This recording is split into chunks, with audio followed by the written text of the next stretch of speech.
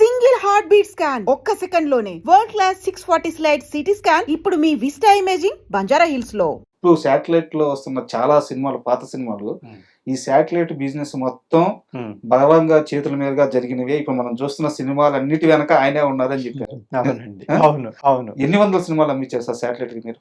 ఒక 200 సినిమాలు ఉంటాయండి. 200 సినిమాలు మేమే కొనుక్కుని జెమినీ ఛానల్కి ఇచ్చేవాళ్ళం అండి. సార్ జెమినీ ఛానల్కి ఇచ్చేవాడి ఎక్కువ.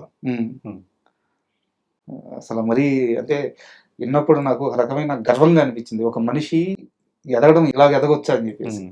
అండ్ పుల్లారావు గారు, మీ విషయానికి వస్తే ఇప్పుడు మీరు ప్రొడ్యూసర్గా ఇప్పుడు ఇన్ని సినిమాలు తీశారు, బట్ అదే సినిమా ఇండస్ట్రీలో మీరు కో డైరెక్టర్గా, అసిస్టెంట్గా, అసోసియేట్గా మీ జీవితం కూడా స్క్రాచ్ నుంచే మొదలైంది. సో ఒక్కసారి ఆ ప్రయాణం గురించి చెప్పండి. అంటే నేను స్క్రాచ్ నుంచి నాది అట్లా స్టార్ట్ అవ్వలేదండి. నేను మా ఫాదర్ అంతా రైతు వారి కుటుంబం, వ్యాపారం కూడా చేసేవారు. చక్కగా నేను డిగ్రీ చదువుకున్నా.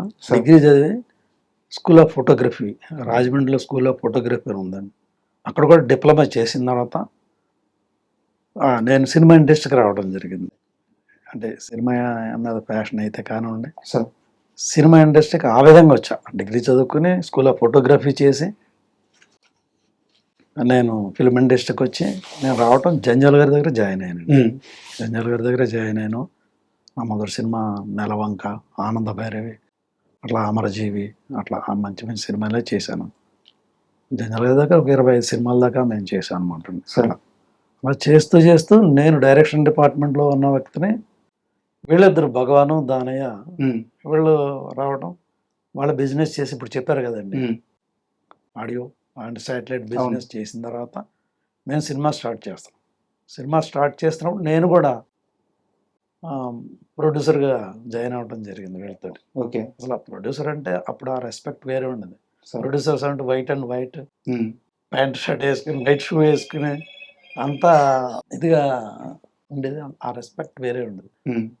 నేను ఆ విధంగా దాని మీద తోటి, ఆ ఇంట్రెస్ట్ తోటి కూడా నేను ప్రొడ్యూసర్గా వచ్చి వీళ్ళతో జాయిన్ అయ్యా. ఆ విధంగా ప్రొడ్యూసర్ అంటే 20 సినిమాలకి మీరు జంజాల్ గారి దగ్గర పనిచేశారు. సో డైరెక్టర్ అవ్వాలన్న ఒక విజన్ అయితే ఉంటుంది కదా, అయితే ఉంటుంది కదా, దాన్ని ఎందుకు పక్కన పెట్టాల్సి వచ్చింది? అంటే నేను రీచ్ అయ్యానండి. జూనియర్స్ అనే సినిమా నేను డైరెక్ట్ చేశాను. ఇనిషియల్ స్టేజ్ లో. అవును, జూనియర్స్ మీరు 2003, 2002 ఆ టైంలో తీశారు. అవును. ఇనిషియల్ స్టేజ్ లో డైరెక్టర్ అవ్వాలని కదా 20 సినిమాలకి అసోసియేట్ గా చేశాను. సో డైరెక్షన్ పక్కన పెట్టి ప్రొడక్షన్ కి ఎందుకు ఎంటర్ అవ్వాల్సి వచ్చింది? అదే నా మైనస్. మైనస్ నేను అదే డైరెక్షన్ డిపార్ట్మెంట్ లో ఉండిపోయి ఉంటే నా తోటి వాళ్ళతో పాటు నేను ఒక మంచి డైరెక్టర్ అయి ఉండేవాడిని. లేకపోతే కొన్ని డైరెక్టర్లు తీసి చక్కగా ఉండగలిగే స్థితిలో ఉండేవాడిని. అంటే ప్రొడ్యూసర్గా రావడం కూడా ఒక గర్వం అండి. మంచి సినిమాలు చేసాం. వచ్చి మేము మొదటి నుంచి చిన్న సినిమాలు చేయలేదండి, స్టార్స్ తోటే తీయాలనే ఉద్దేశంతో ఉన్నాం. ఒక గ్యాప్లు వచ్చినా కూడా మేము ఏ సినిమా పడితే ఆ సినిమాకి వెళ్ళలేదు, ఎప్పుడు తీయలేదు. అన్ని పెద్ద సినిమా వెయిట్ చేసి పెద్ద సినిమాలే, పెద్ద ఆర్టిస్టులతోనే తీయాలని చెప్పేసి, లేట్ అయినా కూడా పెద్ద డైరెక్టర్లతో తీయాలని మేము వెయిట్ చేసాం తప్ప చిన్న సినిమాలకి పోలా. ఆ క్రేజ్ అయితే మాకు మొదటి నుంచి ఉంది. మేము చేసిన డైరెక్టర్లు అందరూ కూడా పెద్ద డైరెక్టర్లే, చిన్న డైరెక్టర్లు. సక్సెస్ తర్వాత తీసామండి అందరితో కూడా, డైరెక్టర్లు కూడా అందరితోటి.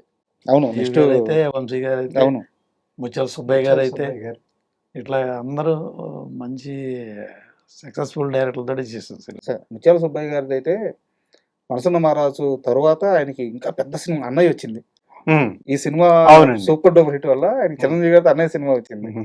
సో అంటే మీ ప్రయాణం కూడా, మీతో కలిసి ప్రయాణించిన ప్రతి ఒక్కరు ఎంతో కొంత లాభపడ్డారు, లైఫ్ లో ఎంతో కొంత ఎదిగారు. మీ సినిమాలన్నీ అందరికి ఉపయోగపడ్డాయి. బట్ ఇంత ప్రయాణంలో ఎక్కడ కూడా మీ మధ్య పొరపచ్చలు గానీ ఎక్కడ రాలేదా? అలాంటి ఎప్పుడు రాలేదండి. కోట్ల రూపాయల బిజినెస్ జరుగుతూ ఉంటది. అవునండి. అంటే మీ చుట్టూ ఫ్యామిలీస్ ఉంటాయి, లాభ నష్టాలు ఉంటాయి, పక్క నుంచి మాటలు చెప్పే వాళ్ళు ఉంటారు, పైగా సినిమా ఇండస్ట్రీ. ఏ రోజు కూడా నాది ఒక్క వార్త కూడా లేదు మీ మీద, నెగిటివ్ గా లేదు. మీ ఇద్దరి మధ్య గొడవ వచ్చినట్టు లేదు, దూరం వచ్చినట్టు లేదు. సో ఇంత ప్రయాణం ఎలా సాధ్యమైంది? చిన్నప్పటి నుంచి మా తల్లిదండ్రులు పెంచిన పెంపకం అటువంటిదండి. ఆ పెంపకంలో నుంచి వచ్చిందండి ఇదంతా. ఏంటంటే బ్రదర్స్ మోసం చేసుకోకూడదు, ఒకే మాట మీద ఉండాలి, ఏ విషయం చేసుకున్నా, ఏ విషయం ఏ పని మొదలుపెట్టినా సరే, ముందు దాని గురించి ఒకళ్ళకొకళ్ళు మాట్లాడుకుని ముందుకెళ్తామండి. సార్. అది. అండ్ మళ్ళీ మీ సినిమా విషయానికొస్తే 'సముద్రం.' హ్మ్. అంటే ఇప్పటికి కూడా కల్ట్ ఫ్యాన్స్ ఉన్నారు ఆ సినిమాకి. అవును నిజం. ఆ రోజుల్లో అంత రాగా, అంత రియాలిటీగా సినిమాలు చాలా కష్టం. కృష్ణవంశీ గారు చేసిన ఒక అద్భుతం అది. సో, అప్పటికి కృష్ణవంశీ గారు 'అంతఃపురం' సినిమా తీసి ఆయన హాట్ కేక్ లాగా ఉన్నారు. ఉన్నారు. సో, కృష్ణవంశీ గారు అసలు ఎలా దొరికారు మీకు? ఎలా అప్రోచ్ అయ్యారు? ఆ సినిమా ఎలా ఆన్ బోర్డ్ అయింది? దానికి మా హీరో 'జగపతి బాబు' గారి గురించి చెప్పాలండి. ఆయనతో మేము రెండో సినిమా అండి. ఫస్ట్ 'మామిడాకులు' చేసాం. రెండో సినిమా 'సముద్రం' సినిమా చేద్దామని. రెండో సినిమా చేద్దామని అనుకున్నామండి. అనుకున్నప్పుడు వేరే వేరే డైరెక్టర్ల పేర్లన్నీ మాట్లాడుకుంటున్నాం. అప్పుడు ఆయన ఏమన్నారంటే, అంతఃపురంలో నేను ఒక హాఫ్ అన్ అవర్ క్యారెక్టర్ చేస్తే మంచి రెస్పాన్స్ వచ్చింది. కరెక్ట్. నాకు స్టేట్ అవార్డు వచ్చింది. అట్లాంటిది ఒక్కసారి మీరు కృష్ణవంశీ గారి గురించి ఆలోచించండి. చేద్దాం ఆయనతో బావుంటది అని అన్నారన్నమాట. అమ్మో! కృష్ణవంశీ గారంటే ఇప్పుడు మనకి ఎక్కడ దొరుకుతారండి? ఆయనతో మనకు కుదురుతదా అన్నాం. ఎందుకు మీరెళ్లి కలవండి. నేను మాట్లాడతాను ఆయనతోని అని చెప్పి, జగపతి బాబు గారు ఇచ్చిన సపోర్ట్‌తో ఆ సినిమా ప్రారంభమైందండి. ప్రారంభం అయిందండి. అదే విధంగా అంత ఇంట్రెస్ట్‌గా, అంత ప్రేమిస్తూ కూడా ఉండి, ఎక్కడ ఏ ప్రాబ్లమ్ ఏమీ రానివ్వకుండా దగ్గరుండి కంప్లీట్ చేసి, ఏ మాట మీద అయితే ఉన్నామో అదే మాట ప్రకారంగా సినిమా చేసామండి. ఆ సినిమా మంచి సక్సెస్ అయిందండి. ప్రొడ్యూసర్స్‌గా మాకు చాలా మంచి పేరొచ్చిందండి. అంటే ఆ రోజుల్లో ఒక 3,00,00,000 ఖర్చు పెట్టి మనం కొనుక్కుందామన్నా రాదు. అంత పేరు తెచ్చిపెట్టిందండి ఆ సినిమా. ఆ సినిమాకి కూడా 3 స్టేట్ అవార్డులొచ్చినియండి సార్. ఆ సినిమాకి. అంత పేరు తెచ్చిపెట్టిందండి ఆ సినిమా. అంటే ఇప్పటికి దాంట్లో 'తనికెళ్ళ భరణి' గారి అవునండి. ఆ క్యారెక్టర్ చూస్తుంటే అసల 'తనికెళ్ళ భరణి' గారు ఇలా ఇప్పుడు తరం చూస్తే అసలు నమ్మరు. అవునండి. అవును. పుల్ల రవితేజ గారు ఆయనకి చేశారు. 'తనికెళ్ళ భరణి' గారికి విలన్‌గా ఫస్ట్ టైము స్టేట్ అవార్డ్ వచ్చిందండి సార్. ఆయనకి. అంతకుముందు చాలా వేషాలు చేశారు. హ్మ్. అయినా సరే ఈ క్యారెక్టర్‌కి వచ్చిందండి అవును. ఆయనకి. సముద్రంలో క్యారెక్టర్. అండ్ కృష్ణవంశీ గారితో పనిచేయడం అంటే అది చాలా పెద్ద ఛాలెంజ్. ఆయన అవును. పని అవును. రాక్షసుడు. అంటే అవునండి. ఆ సినిమా ప్రారంభం అవడానికి ఒక్క ముక్కలో చెప్పాలంటే జగపతి బాబు గారేనండి మొదట. హ్మ్. జగపతి బాబు గారి వల్లనే ఆ సినిమా మేము చేయగలిగాం. సార్. మరి కృష్ణవంశీ గారు అంటే చాలా ఆయనతో చేయలేమండి. బడ్జెట్ ఎక్కువ చేస్తారు. హ్మ్. ఆయన్ని మేము తట్టుకోలేము. టెంపర్‌గా ఉంటారు ఆయన. అని అంటే ఇంతకే నేనున్నాను గదా మీకు అని ప్రతి విషయంలో ఆయనే కోఆర్డినేట్ చేసి ముందుకు తీసుకెళ్లారండి ఆయన. బట్ అప్పట్లో కృష్ణవంశీ గారి మీద ఆయన డైరెక్టర్ అవ్వక ముందే గూడా ఆ ముద్ర పడిపోయింది గదా! బడ్జెట్ కొంచెం కంట్రోల్ ఉండదు అని జెప్పేసి. అవును. బట్ క్రియేటివ్ ఫస్ట్ నుంచే ఉంది. ఫస్ట్ నుంచి ఉంది. బట్ ఆయన తీసే ఆ సినిమా మాత్రం అంతే స్థాయిలో అంత ఉంటుంది. స్థాయిలో ఉంటుంది.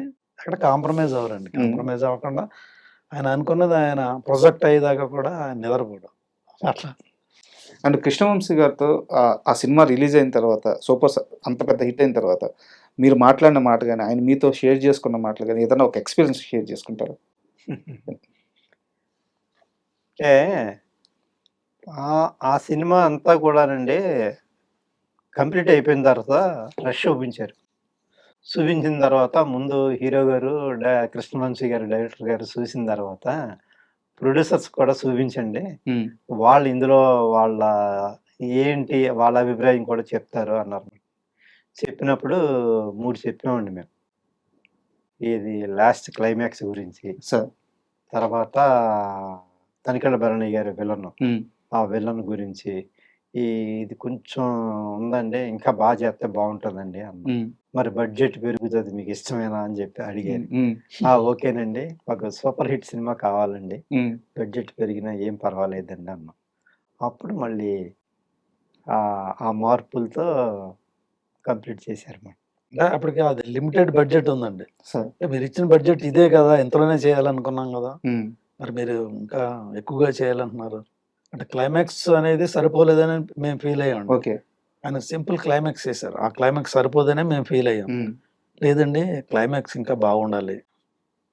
ఖర్చుకు మేము వెనకాడం బాగుండాలి అని చెప్పగానే ఓకే. అయితే నా దగ్గర మంచి క్లైమాక్స్ ఉందని జెప్పేసి అప్పుడు ఇప్పుడున్న సినిమాలో క్లైమాక్స్ ఆయన చేశారు. సార్.